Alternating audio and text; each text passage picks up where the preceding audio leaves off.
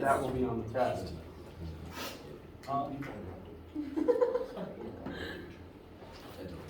Or bad joke on my part, sorry. Could have made that. Like on a scale, how hard are your tests? Well,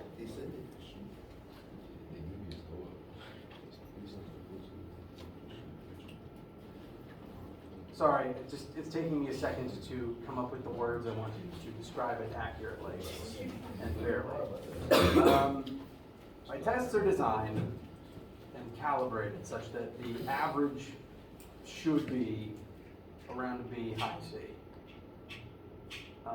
They're not designed to be super hard, they are designed to make you think. To help with that, as a reminder, there is bonus points built in. There's 110 points worth of questions, and I'll grade it out of 100, but there's no like one bonus question, so it'll all just be questions, and you just have to get enough points to make the score you want. My tests are not very difficult as long as you remember to have an answer for everything. If you try every question, like actually write down formulas, write down your variables, make an attempt, it is very hard to get just an F. Like the only way to get an F is to leave things blank. That's the only guaranteed way to fail, I promise you. Between the way that I've been learning to write tests since I started teaching, and all the original documents, like I've been modifying the tests that have been in this department for a long time. They've been calibrated over a long time. I've been making my own tweaks and improvements since I've been a teacher here. These tests are designed for you to do well in them as long as you try and give an honest attempt. So, biggest thing, honestly, because it breaks my heart when it happens, please leave nothing blank. It hurts my soul to see that happen, because again, it's the only way to get 0 points for a part. Did I address the original question? Yes. Okay. Across the board, my averages for tests tend to be B's across the entire class. Now, that average is comprised of, some people getting A's, some people getting B's, some people getting C's and such, but the average is always B to C. So,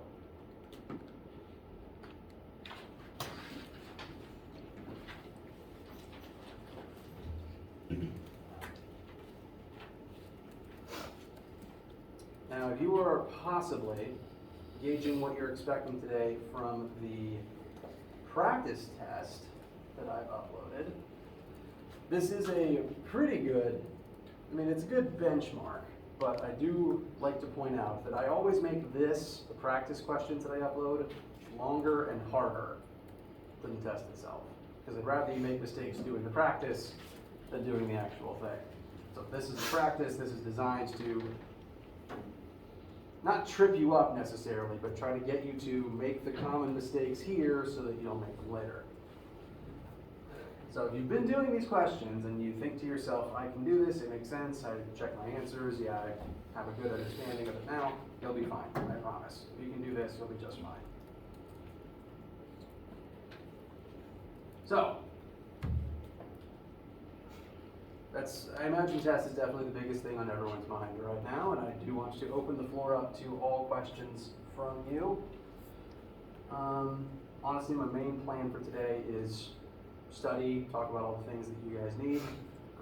We can also continue to study on Wednesday lecture, since some people won't have taken it yet by then. But if you don't bring questions to class on Wednesday lecture, I will start teaching chapter 5. So, come prepared. Yes? So, if we take the test on Monday or Tuesday, do we have to come to lecture on Wednesday? It would be recommended, because I am planning on beginning chapter 5 at some point at least. I want to keep the ball rolling. Well, I suppose we have spring break. Yeah, no, we're starting chapter 5. Spring break next week. It's an irrelevant issue. So, we're definitely starting chapter 5 on Wednesday. Might not spend all of that time on chapter 5, but at least some of it.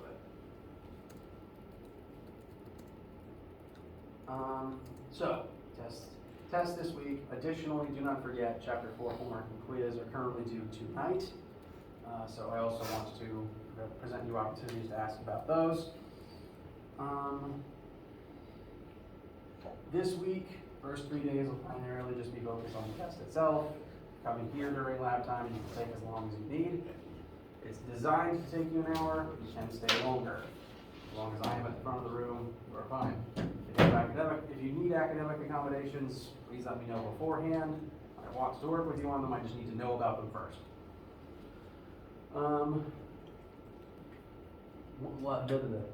Wednesday lecture will be test review if you bring questions. If not, we'll move on towards starting chapter 5. Lecture Friday, we'll continue talking about chapter 5, but I'm also hoping to have all the tests graded for you by then. When I grade a test and give it back to you, it is yours. You can use it as study material and reference material. I don't necessarily have the time to add comments on every single test because I have to get these grades in before Friday morning.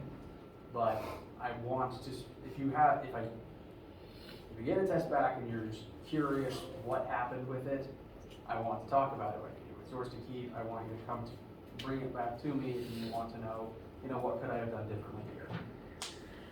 So that's this week. Next week, I won't see you guys. I hope you all have a lovely vacation. Week after that, we will be continuing on from beginning the next section of the class, chapters 5 through 8. And we're going to begin with pressure, moving on eventually to heat and electricity.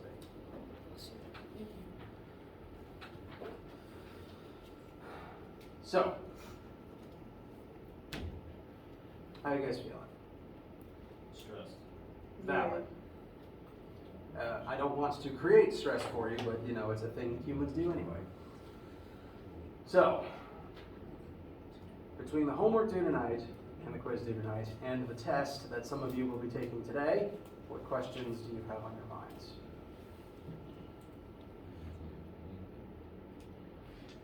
Yes. All right. Get that tab loaded.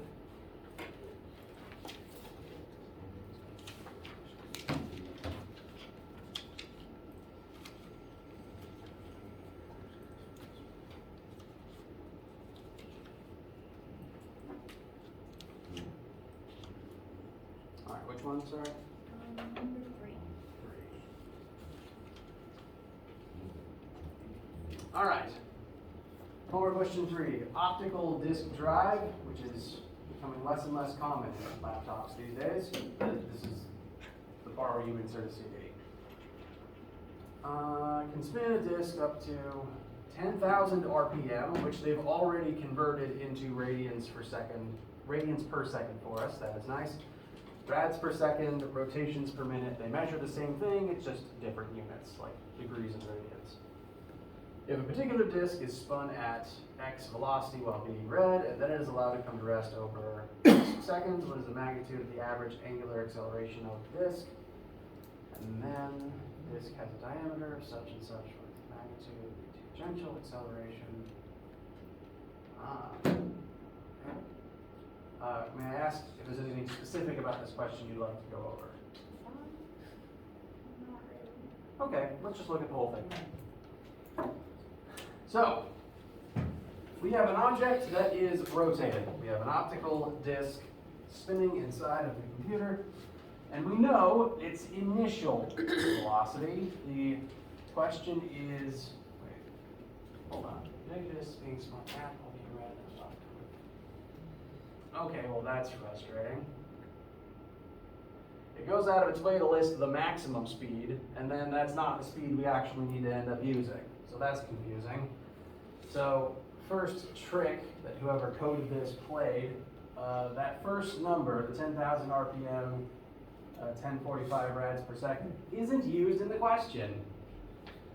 Instead, the numbers we need are the initial angular velocity, so the actual speed the disk is moving at the start of our timer, which with these sample numbers is 998 rads per second, and it is allowed to come to rest over a period of time. So everyone will have the same final angular velocity of 0 rads per second, and that deceleration happens over a period of some number of seconds. For me, it's a little more than half a second. And that's all the variables given for the first part. We are asked what is the average angular acceleration of this disk. So, angular acceleration is fish, the alpha, so we need a formula that has all of these three things in it. There's the first formula I'm thinking of contains all of them and nothing more and nothing less. Which ones do you guys think of?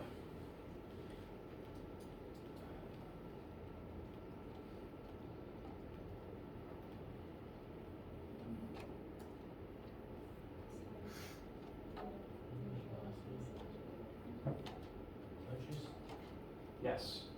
So, you want angular acceleration, and the definition of angular acceleration is change in angular velocity over change in time, like you said. So, delta anything is always final minus initial. We know the final and the initial and time, so we have everything we need to find alpha. Now, there is one more trick that I can already see Achieve trying to pull here. Our final velocity is 0. Our initial velocity is a positive number that isn't 0. And therefore, since the disk is slowing down, we would logically get a negative answer for the acceleration. It is slowing down. That makes sense. But what was asked is what is the magnitude of the average angular acceleration of the disk. Achieve is, bless you, basically asking for the absolute value of the answer. So if I, a human being, asked you for the angular acceleration and you gave me negative 1990, like the formula would actually give you, you'd get full credit from me, because that's what it is. It's slowing down, that makes perfect sense. This robot, sadly, asked for the absolute value. So if you lost points here because you calculated a negative number, as you should have, and it yelled at you because it wanted the positive number anyway, email me and I'll get you your points back.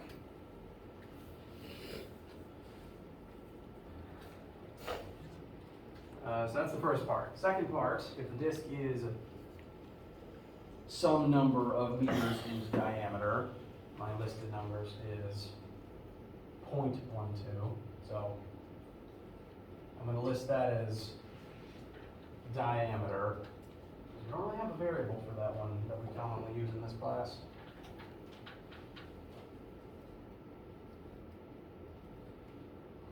But what I'm going to do to that number is, well, okay, let's finish reading the question first before I start making assumptions. If the disk is such and such in diameter, what is the magnitude of the tangential acceleration of a point 1/13 the way out from the center of the disk? So, keywords here, tangential translates to linear. If I was to draw, and I do recommend drawing pictures, it's always helpful in physics questions. If this is our CD-ROM, it has a known diameter, which means we also know its radius, which is going to be the more important number eventually. The tangential information represents what would be happening in a straight line tangent to a certain part of the circle, which translates directly to linear. So tangential and linear are going to be synonyms for the duration of any and all rotational stuff in this class. So we need to take our angular acceleration and convert it into linear acceleration. It asked for tangent, which for us will mean linear. So we need to convert alpha into A. To do that, we have to identify the radius that we actually want to be using, because the formula that converts A and alpha back and forth into each other is A equals R times alpha. We need to figure out exactly the radius we want to be using. Now, what's tricky here is you're given diameter, so that's automatically not radius. We would need to cut it in half. But then again, you will have to further subdivide your radius into a smaller number because we're not asking about the edge of the disk. We are asking about some point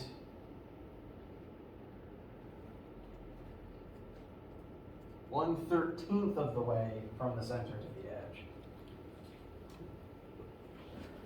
So the actual radius that one would use here is the disk's radius divided by 13. At least 13 is my sample numbers. I don't know if that changes for anyone else. And that radius is already half of the diameter. So my sample diameter is going to need to be divided by 26 to actually become the radius that I need. Once you have that converted radius, you're going to multiply it by your previous answer to get your acceleration. I will attempt to, can I scroll down far enough to see the sample answer? Yes, I can. I'll do my best to prove that this works to get that sample answer for you guys.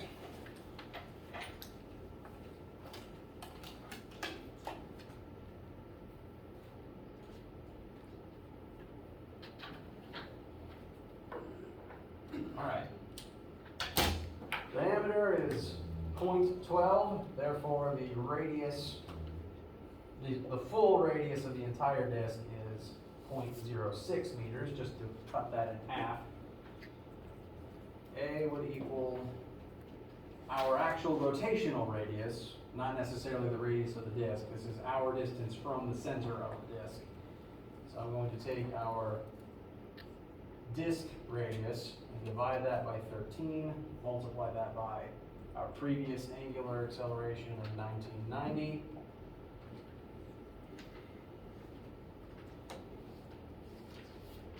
And confirmation that that does in fact equal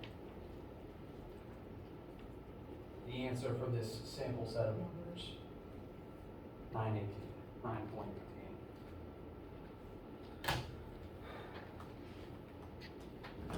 Yes? Where did that 1990 come from again? Oh, that is the answer to the first part. That is the angular acceleration. I realize I didn't actually put the number on board. That's the answer for alpha. 0 minus initial velocity divided by time would have given me negative 1990, which again, asked for the absolute value. So it's supposed to be rounded or something? 'Cause I didn't exactly do that when I tried it. Let me check as well. 998 divided by 0.502. Yes, WebAssign, I keep calling it WebAssign because that's the program I used to use, sorry. Achieve seems to be counting sig figs. What my calculator is saying is 1988, Yeah. Like, which 0, 4. is acceptable. Me as a human on your test, I'm fine with that. Yeah, tracking sig figs correctly, that would be the answer that sig figs would tell you to keep. But that is a completely reasonable degree of rounding in my eyes. If we put the regular answer and achieve, was it because something wrong with it? Well, I've tried to tweak the settings so that its margin for error is about 5% for rounding sake. So it should be fine. If it complains anyway, please tell me, because sometimes the computer just does things I don't want it to.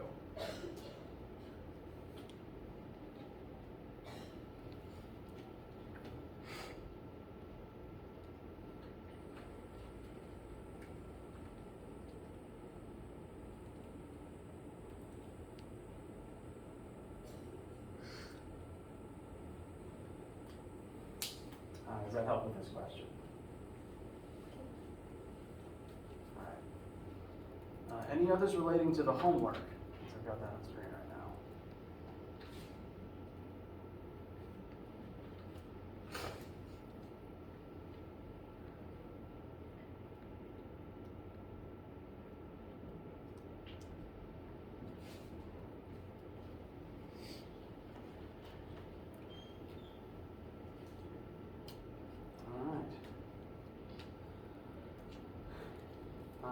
If there's no specific questions that you want to talk about in regards to test review, then I'm planning on just referring back to the list of topics, making sure to tell you everything that you need to know, and also looking over the practice questions to highlight some specific things from that set of practice questions that I think will be good for you to remember. So, before that, any other specific homework or test related questions for you guys? And it's okay if you come up with some later.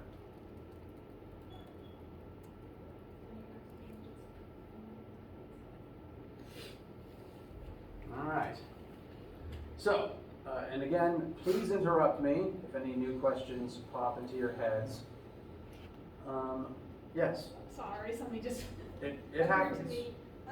So for the test, Mhm. is the formula sheet going to be like within the test? Are we supposed to like bring? I encourage you to bring your own because Okay. some people printed some off and have been like adding notes in the corners. Are we allowed to have one with notes in the corner? I would just like to look at them first. Okay. Yes. Reasonably, there's nothing you could write on the sheet that would tell you an answer because you don't know the questions. Because I have notes written on mine with different things that make it easier for me to. Yeah, understand the absolutely. formula. I would like to look at it before the test starts, but that's absolutely fine. Okay. If you don't already have your own formula sheet printed off, the document is in the Introductions and Resources tab. Although the one up there is the whole class formula sheet, obviously not all of it is on this first test. But the first page is all of the test 1 material. Chapters 1 through 4, they are labeled for your convenience. Further down, nope, you don't need anything after page 1 for right now. I think additionally,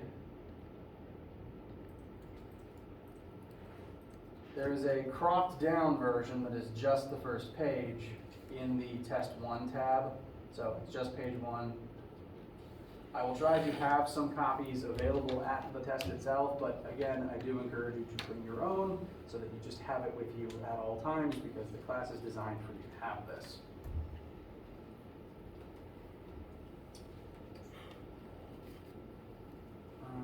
So, like I said, this particular test will go through everything from chapters 1 through 4 thus far, but everything's all interconnected and it won't necessarily be one question about all of these specific things. I can go ahead and tell you that there is 10 questions on the test as a whole, and like I said, there's 110 points total spread across all of those questions. Each question does tell you how many points it is worth. For example, the 10th question is the longest one and it is worth the most points. It's also the one that's designed to be the hardest one. So if you get to 10 and you're having a hard time, it's okay. It's meant to be the one that's tricky. So don't panic about that. Since there's 10 questions and many, many topics, each question has the capacity to represent a few different things together because it's all interconnected. Like if I ask you a work question, that could very easily involve force and friction, energy, kinetic energy, things like that. So a lot of interconnectedness. It's just one big puzzle. So you're in first. Just to reiterate and make sure I'm understanding, if we like try the problem and get out all the variables and have a formula on there and try and solve it, we can get a decent amount of points, right? Absolutely. Enough to pass. Depending on the question, sometimes just writing the correct formula is at least half the question. Okay. You can't, there is the potential, depending on the question, depending on how I've finalized my rubric, that you could get the formula down, put in the right variables, and get 99.9% of the points for a single question without having the finished answer. Okay. As long as what I'm grading for is you showing to me that you know what to do. And there's more than one way to show that. Yeah. Getting the answer is one way, showing all the steps to get there is another way. Okay. So yes, write formulas, try it. Ask me questions during the test. I can't tell you right or wrong, but at least make sure you understand the question. and smile coyly when you get something right. Yes? Are there any concept questions? There is one question that is no math required at all. There's one other question that's low math, I would say, and the rest from there are math word problems. It wound up being less concept questions than I was expecting on this one. But the early questions are the easiest ones. And from there, it still tells you the point values per question for the rest of the test. So if one's not worth so many points and you're just stuck on it, it's okay to just come back to it later. Yes? Can you use my phone calculator? Technically, no. Sorry. It was listed on the course to make sure to have some separate device, and I don't really have many to loan out. I have my calculator, but it's the only one that I possess, and I kind of hate it. Sorry. Question? Oh, no, I was. That's fine. Any errant hand movement feels like a question in the brain of a teacher. It's like a dog when he sees a squirrel.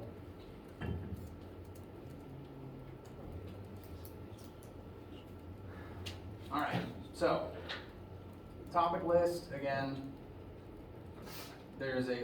Don't be intimidated by the number of things here. They're all interconnected. Like use conversions and metric scale throughout everything.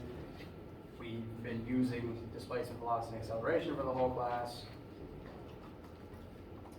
Motion, force, Newton's laws, work and power, energy, both kinetic and gravitational potential. Make sure that you're able to differentiate between the two. Momentum and impulse, collisions, both elastic and inelastic, gravity, namely the ways in which we calculate gravity. There is two ways. One, this tells you the weight of an object on Earth's surface, and two, this is the more generalized version. This tells you the force of gravity between any two things, even if one of them isn't the Earth. And the last three things are all topics from the past week: rotational motion, centrifugal acceleration and centrifugal force, and torque. Looking at some sample questions real quick. Let's see, what are some key things I'd like to point out?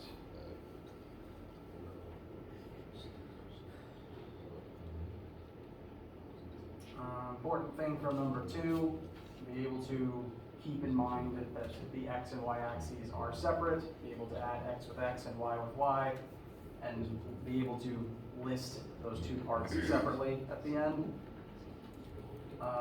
Projectile motion, number 3 on the practice questions is a projectile motion question. The remote control car is the projectile. It is falling off of the cliff with style, it is not flying. This is similar to the cannonball questions and any question involving a thrown object. For this one, you will want to, again, tracking x and y axes separately. Y-axis determines hang time, x-axis determines how far you can travel in that amount of time.